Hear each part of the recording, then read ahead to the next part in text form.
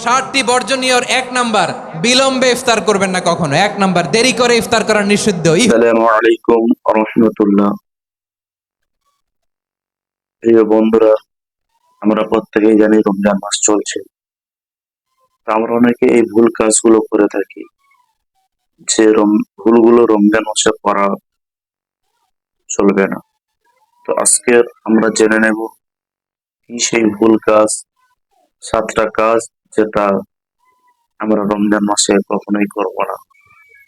তো আসুন আজকের আমরা প্রিয় হুজুরের মুখ থেকে শুনে নেই সেই 7টি কাজ কি কি, হুজুরের মুখ থেকে শুনে। তো চলুন শুরু করা যাক। 60টি বর্জনীয়র 1 নাম্বার, বিলম্বে ইফতার করবেন না কখনো। 1 নাম্বার, দেরি করে ইফতার করা নিষিদ্ধ। ইহুদিরা দেরি করে ইফতার করে। লা ইয়াজালুন নাসু আলা খাইরিন মা আজ্জালুল ফিতরা। বিশ্বনবী বলেছেন, এই উম্মত যতদিন আগে আগে ইফতার করবে, এই উম্মতের কপাল থেকে কল্যাণ কেউ ছিনিয়ে নিতে পারবে না। চিল্লায় বলেন ঠিক কি না? আজানের জন্য বসে থাকবেন না, সময় দেখবেন। স্থানীয় সময় যখন সূর্যাস্ত হওয়া মাত্রই বিসমিল্লাহ, খেজুর খেয়ে ফেলবো। পারবেন তো নাকি দেরি করবেন? 2 নাম্বার, রমাদানের পবিত্রতা বজায় রাখবো। কোনো তর্ক বিতর্ক অশ্লীলতায় আমরা জড়াবো না, ঝগড়া করবো না, সরাসরিও না, ফেসবুকেও না। করবেন কেউ গালি দিলে বলবেন ইন্নী ইমরুউন সায়েম, আমি রোজাদার। আল্লাহর হাবিব শিখিয়েছেন, কেউ যদি তোমার গালি দেয়, কটু কথা বলে, অশ্লীল কথা বলে, রমজানে তুমিও বলতে পারবে না। তুমি বলতে পারবা ইন্নী ইমরুউন সায়েম, আমি রোজাদার। আজকে থেকে নিয়ত করেন, রমজানে কেউ গালি দিলে আপনি একটা গালি দিবেন নাকি? কি বলবেন? রোজাদার, রমজানের পবিত্রতা আমি ভঙ্গ করতে পারবো না। অশ্লীল নাটক সিনেমা আমরা দেখব না। যে রমজানে মিথ্যা কথা, মিথ্যা কাজ, মিথ্যা সাক্ষী ছাড়তে পারে নাই, তার না খেয়ে থাকা, উপবাস থাকা দিয়ে আল্লাহর কিছু যায় আসে না। এজন্য মিথ্যার সাথে আমাদের কোনো সম্পর্ক আছে? মিথ্যা বলবো না। 4 নাম্বার, অপচয় করব না। ইন্নাল মুবাযযিরিনা কানু ইখওয়ানা শায়াতিন ওয়া কানা শাইতানু লিরাব্বিহি কাফুরা। অপচয়কারী শয়তানের ভাই। আচ্ছা, যে শয়তানের ভাই ও নিজেও আরেকটা কি? শয়তান। যে শয়তানের ভাই ও নিজেও আরেকটা কি? অপচয় করব না। ইফতারি করতে যে আমরা অনেকে অপচয় করি, এগুলো করবেন আপনারা? না, অপচয় অপব্যয় করব না। 5 নাম্বারে, রিয়া, লোক দেখানো ইবাদত আমরা করব না। লোক দেখানোর জন্য নামাজ, রোজা, জিকির, তেলাওয়াত, দান সদকা এগুলো করলে আল্লাহর দরবারে এগুলো কবুল হবে। বিশ্বনবী বলেন, দাজ্জালের ফিতনার চেয়ে একটা বড় ফিতনার ভয় আমি করি। সেটা কি? আর রিয়া, শো অফ মেন্টালিটি, লোক দেখানো মানসিকতা। এটা থেকে আমরা বিরত থাকবো ইনশাআল্লাহ। 6 নাম্বার, অনেক গুরুত্বপূর্ণ। ব্যবসায়ী ভাইয়েরা, ব্যবসা করেন কারা কারা? হাত তুলে দেখান তো আমারে। মাশাআল্লাহ, হাত নামান।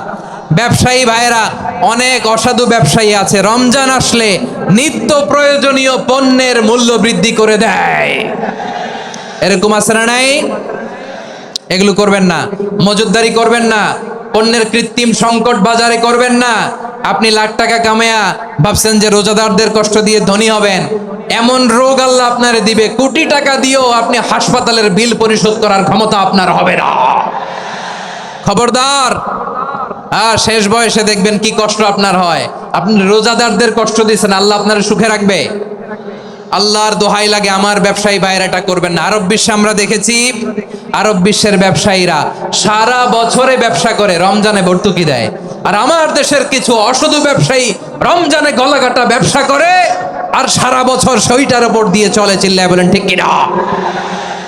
করবেন না, এটা করবেন না।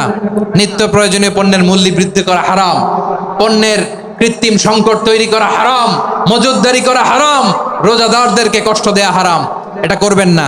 7 নাম্বারে সর্বশেষ কথা, অধীনস্থ যারা আছে তাদের কাজের চাপ আপনারা কমিয়ে দিবেন। কাজের লোক, ফ্যাক্টরির ওয়ার্কার, স্টাফ, তাদের প্রতি যদি রহম করেন, আপনার উপর রহম করবে কে? আমার প্রিয় ভাইয়েরা, এই আসন্ন রমাদান এটা এমন এক বরকতের মাস, যে মাসে আমরা নিজেদের নাফসের উপর নিয়ন্ত্রণ প্রতিষ্ঠা করি। সারা বছর নাফস আমাদেরকে নিয়ন্ত্রণ করে, আর রমাদানে আমরা নাফসকে নিয়ন্ত্রণ করি। কথা বুঝতেছেন? সারা বছর নাফস আমাদেরকে নিয়ন্ত্রণ করে। এই যে এখন আমার খেতে মনে চাইলে যে খেজুর রাখা, আমি খেজুর খেতে পারবো। নাটস আছে, বাদাম খাইতে পারি। খাইতে মন চাইলে পানি, আমার রুহুটা চায়, আমার নাফসটা খেতে চায়, আমি খেতে পারি। পান করতে পারি। বিবাহিতরা দিনের বেলায় স্ত্রীর সাথে মেলামেশা করতে চাইলে করতে পারে, কিন্তু রমাদানে দিনের বেলা খেতে মনে চায় কিন্তু আমরা খাই। আমার প্রবৃত্তি খেতে চায় কিন্তু প্রবৃত্তির কথা আমরা শুনি, কথা কয় না। রমজানে খেতে মন চাইলে আমরা খাই, তৃষ্ণায় গলা ফেটে যায়, গলার ছাতি ফেটে যায়, কিন্তু এক ঢোক পানি কি আমরা গিলি? বিবাহিতরা দিনের বেলা স্ত্রীর সাথে কি মেলামেশায় যায় না? তার মানে সারা বছর নফস আমাদেরকে নিয়ন্ত্রণ করে, আর রমাদানে এই নফসের উপর আমরা নিয়ন্ত্রণ প্রতিষ্ঠা করি। নফসের লাগাম আমরা রমাদানে টেনে ধরে, চিল্লায় বলেন ঠিক কি না? এজন্য আমার প্রিয় ভাইয়েরা, নফসের উপর নিয়ন্ত্রণ নিতে চাইলে রমাদানের রোজার কোনো বিকল্প নাই। এটা এমন মাস যে এই মাসের ফজিলতেরও কোনো শেষ নাই। এই মাসকে বলা হয় দ্য মান্থ অফ হোপ। এটা আশা জাগানিয়া মাস। রমজানের কথা শুনলে আশা জাগে না হৃদয়ে? হ্যাঁ, ইদা জাআ রমাদান ফুতিহাত আবওয়াবুস সামা ওয়া গুল্লিকাত আবওয়াবু জাহান্নাম ওয়া সুফিদাতিশ শায়াতিন। রমাদান আসলে আকাশের দরজাগুলো খুলে দেওয়া হয়, মানে জান্নাতের। জাহান্নামের দরজাগুলোকে লক করে দেওয়া হয়, শয়তানকে চেইন আপ করা হয়। ইবাদত করলে শুধু করতেই মনে চায়, চিল্লায় বলেন না সুবহানাল্লাহ। রমজানে ইবাদতে যেই মজা পাওয়া যায়, সারা বছর অন্য কোনো মাসে এই মজা আপনি পান? আমার চাঁপাইনবাবগঞ্জের ভাইরা আওয়াজ করে বলেন না, রমজানে ইবাদতে যেই মজা অন্য মাসে এটা পান? কারণ রমজানে ইবাদত করলে সওয়াবও বেশি, ইবাদতের একটা পরিবেশ থাকে, ঠিক কিনা বলেন? অন্য মাসে ইবাদত করলে এর সওয়াব পাওয়া যায় গাণিতিক হারে, রমজানে ইবাদত করলে সওয়াব বাড়তে থাকে জ্যামিতিক হারে। সুবহানাল্লাহ কইবেন না? অন্য মাসে সওয়াব বাড়ে গাণিতিক হারে, রমাদানে ইবাদত করলে সওয়াব বাড়ে কিভাবে জ্যামিতিক হারে বাড়ে দেখেন। রমাদানে একটা নফল করলে ফরজের সমান সওয়াব, একটা ফরজ করলে 70 থেকে 700 গুণ সওয়াব, রমজানে ওমরা করলে হজের সমান সওয়াব। সুবহানাল্লাহ নাই? দ্য মান্থ অফ হোপ, আশা জাগানিয়া মাস। এই মাস আমাদেরকে হোপফুল করে, আশাবাদী করে। রমাদান যেমনি দ্য মান্থ অফ হোপ, আশা জাগানিয়া মাস, এট দ্য সেম টাইম এই রমাদান হচ্ছে মান্থ অফ ওয়ার্নিং, একটা ওয়ার্নিং এর মাস। নবী যেমনি আশা জাগাইছে, আবার ওয়ার্নিং দিয়েও গেছে, খবরদার। ওয়ার্নিংটা কেমন? আল্লাহর হাবিব সাল্লাল্লাহু আলাইহি ওয়াসাল্লাম মসজিদে নববীর ভেতরে হঠাৎ তিনি মসজিদে নববীর মিম্বারে পা রেখে বললেন আমিন। দ্বিতীয় ধাপে পা রেখে বললেন আমিন, তৃতীয় ধাপে পা রেখে বললেন আমিন। সাহাবারা অবাক হয়ে বললেন, ইয়া রাসূলুল্লাহ, ইয়া হাবিবাল্লাহ, 3 বার শুধু আমিন আমিন পড়লেন, কেন পড়লেন আমরা কিছু জানি না, আমাদেরকে জানিয়ে দেন কেন আপনি 3 বার আমিন বললেন। রাহমাতাল লিল আলামিন আল্লাহর হাবিব বললেন, ও আমার প্রাণের সাহাবীরা, আমি যখন মসজিদে নববীর মিম্বারের প্রথম ধাপে পা রেখেছি, সাইয়েদনা জিবরিল এসে আমাকে বলেছে, ও নবী, আপনার নাম শুনে যে ব্যক্তি আপনার উপর দুরূদ পড়ে না তার ধ্বংস। আপনি বলেন আমিন। আমি বলেছি আমিন।